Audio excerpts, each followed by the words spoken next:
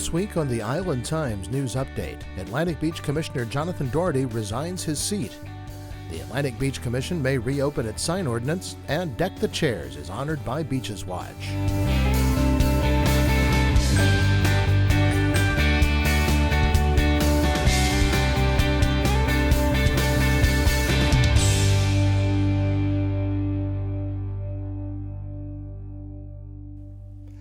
Welcome to the Island Times News Update. I'm Tom Patton. Atlantic Beach Commissioner Jonathan Doherty abruptly resigned his seat on the commission Monday, following revelations that he no longer lives in the city after his recent marriage. Doherty addressed the commission as a private citizen Monday night after submitting his resignation from the panel earlier in the day. He said that after his marriage, he and his wife had hoped to be able to find a new home in his district so that he could continue to serve on the commission, but they had been unable to locate a suitable, affordable home. Doherty's been living in Mandarin since getting married last month. I had a decision to make. I could either drag things along or I could just, make a good decision for my family and for the city and step aside. And I step aside with a very happy heart. I mean, I know I'm crying now, but I got a chance over the last couple of days to look at the things that we've accomplished. Doherty leaves with 2 years remaining on his second term. Under the city's charter, the commission has 15 days to vote on a replacement commissioner that meets the requirements of 1 year of residency in Atlantic Beach and who lives in the district. When the charter revisions go into effect on January 1st, the residency requirement will increase to 2 years. Anyone interested in being considered for the seat needs to act quickly. Resumes must be presented to City Clerk Donna Bartle by November 30th, and the commission will meet on December 1st to vote on a replacement commissioner.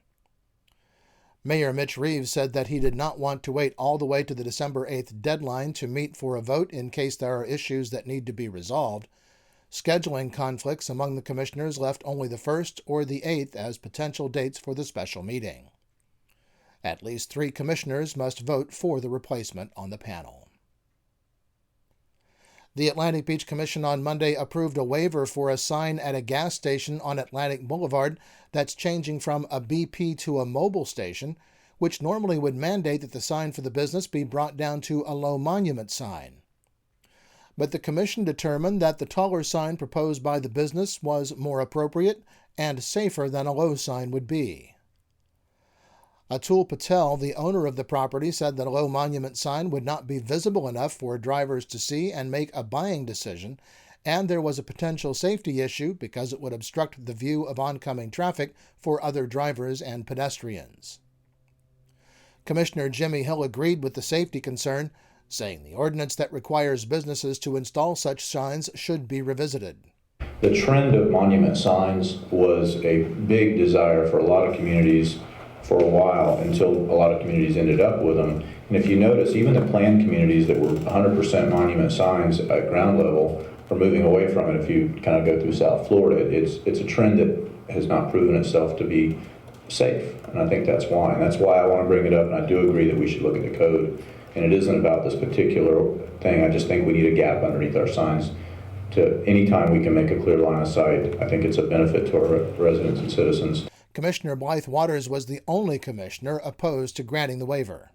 Our code is designed to create a scale that doesn't dominate the landscape, which this does. It's taller than the plants in the landscape, palm trees, etc. So I still don't know that the variance answers the question how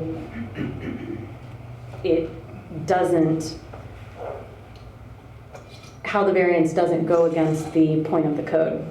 Patel said he'd be willing to trim back the shrubberies so that there would be a clear sightline under the sign, and City Planning Director Jeremy Hupsch said that he would not need another waiver from the landscaping code to make the necessary adjustments. The waiver passed on a vote of 3-1. Well, Deck the Chairs and the American Red Cross Volunteer Life-Saving Corps have been selected by the Beaches Watch Board of Directors to be the recipient of the 6th annual Beaches Watch Give Back donation, and will be presented a check in the amount of $1,000 at the Beaches Watch meeting on Wednesday, December 2nd. That'll be held at 7 p.m. in the chapel at the Beaches Area Historical Society.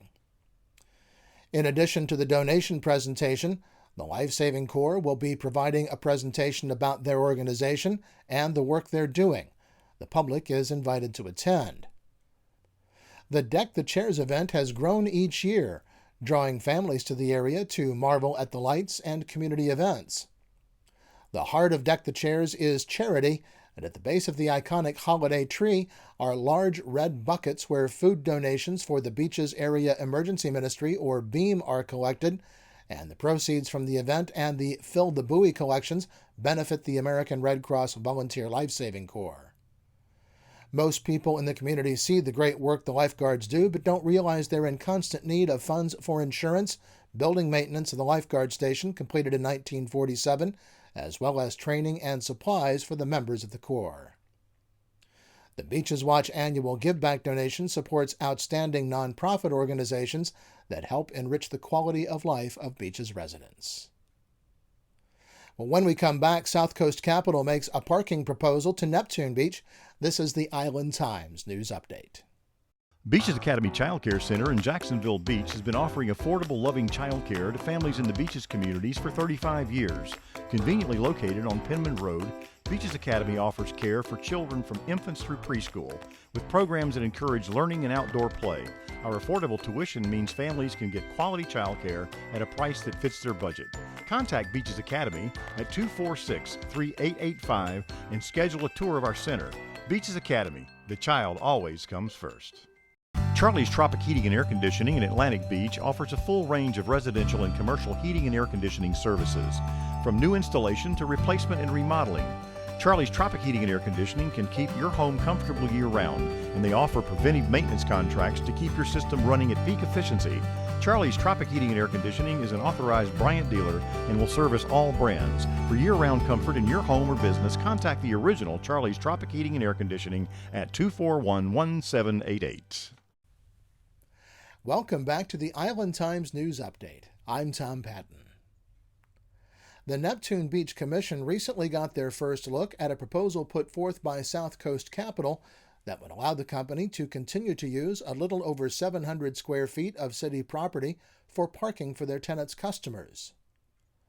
South Coast Capital is the company that has developed much of the property in what is known to Beaches residents as Town Center. They've had free use of the land for a period of 15 years that gives them about 8 additional parking spaces in a parking lot on Lemon Street that is currently reserved for use by customers of the developer's tenants. Earlier this year, the council proposed to begin charging the company for an easement as it would for any other business making private use of public property. The company proposed that they write a check to the city for $30,000 towards the construction of 18 additional parking spaces on Lemon Street.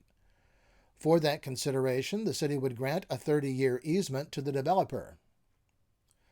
Vice Mayor Richard Arthur said the amount was too low, coming to only about $83 per month. But company spokesman Brad Lovett said that the property was worth less than the proposed $30,000.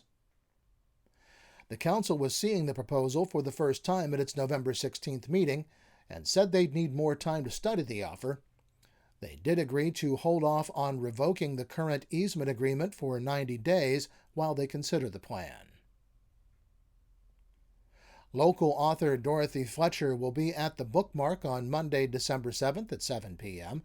to talk about and sign copies of her new book, Historic Jacksonville Theater Palaces, Drive-Ins, and Movie Houses.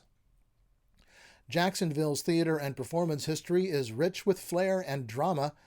The theaters, drive-ins, and movie houses that brought entertainment to its citizens have their own exciting stories. Some have passed into memory. The Dixie Theater, originally part of Dixieland Park, began to fade in 1909. The Palace Theater, home to vaudeville acts, was torn down in the 1950s. But the Alhambra has been everyone's favorite dinner theater since 1967's debut of Come Blow Your Horn. Fletcher taught English in Jacksonville Public Schools for 35 years. She's the author of several other books, including the very popular Lost Restaurants of Jacksonville and Growing Up Jacksonville. Well, the annual Turkey Day celebration at Pete's Bar went off without a hitch in Neptune Beach Thursday.